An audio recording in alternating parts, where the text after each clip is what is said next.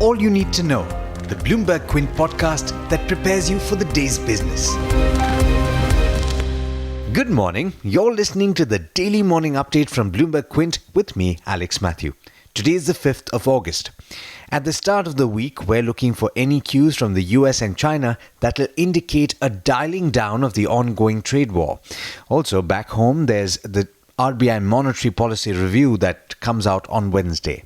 Now, let's take you through the important developments that you need to know about. In Kashmir, tensions remain high as security was stepped up at sensitive areas as the Indian government said there were signs of elevated militant activity in the area. Mobile internet services were suspended and several leaders have been arrested or detained at their houses. All of this follows a large deployment of troops in the area. In politics, the Congress Working Committee will meet on the coming weekend and finding a leader to succeed Rahul Gandhi will likely be top of the agenda. The meeting comes after top party leaders including Shashi Tharoor and Karan Singh voiced concern over the lack of clarity over the leadership issue.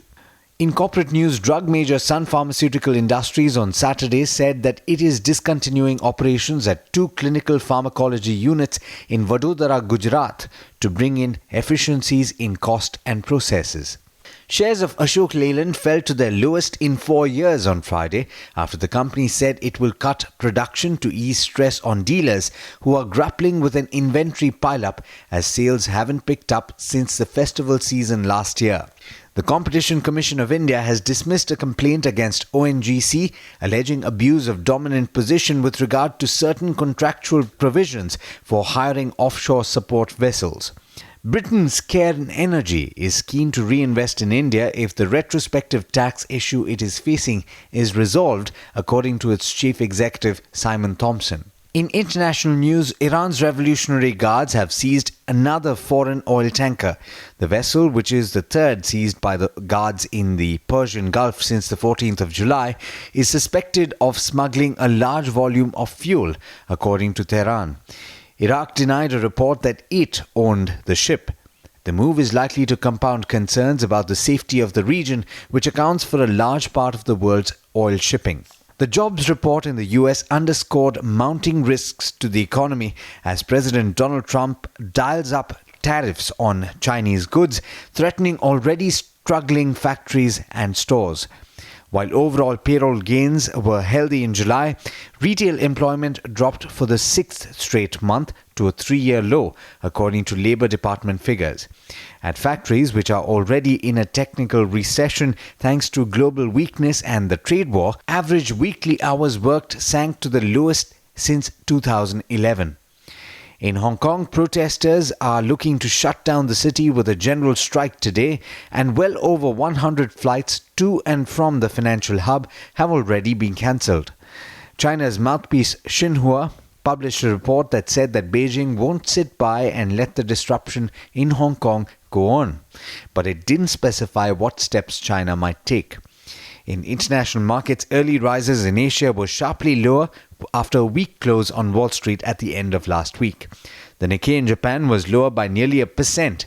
Remember, tech shares were under pressure in the US, with the Nasdaq dropping 1.3% on Friday. With that, it's over to Darshan Mehta for the trade setup for the day in India. Morning, Darshan. How are we looking today? Hi Alex, good morning everyone. We are off to weak cues. The US markets ended down.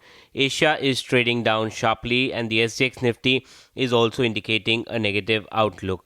In terms of numbers to watch out today, there are no Nifty numbers that will be out today, but some of the larger mid-caps like an ENIL, Berger Paints, Bombay Dyeing, Torrent Power, Venky's, Dilip Biltcon, Indian Bank, Majesco, Mangalam Cement, SRF, Indian Hotels, all these companies will report numbers today. In terms of numbers announced after market hours on Friday and over the weekend, ITC, the results were in line with estimates. The cigarette volumes missed estimates. The price hike does not translate into higher net realization for the company. The FMCG business reported strong EBITDA despite muted revenue, and good performance of the new properties aided the hotels business. Nestle results were in line with estimates. The domestic revenue growth was marginally ahead, but exports were weak on lower coffee exports to Turkey. The gross margins were down 150 basis points due to higher commodity costs. So that is something that was a key negative for Nestle.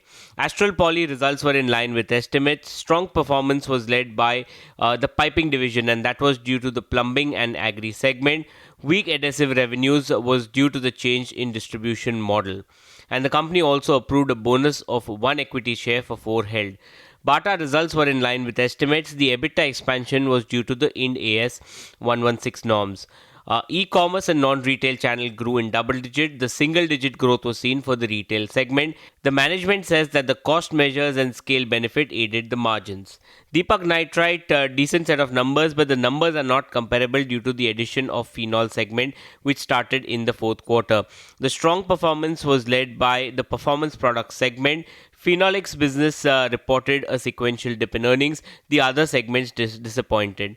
Among other numbers, strong results were reported from Tata Communication, Gujarat State Petronet, Equitas Holdings, AB Capital, V-Mart Retail, Trident, JK Cement and Relaxo Footwear, while weak results were seen from Union Bank and GMDC.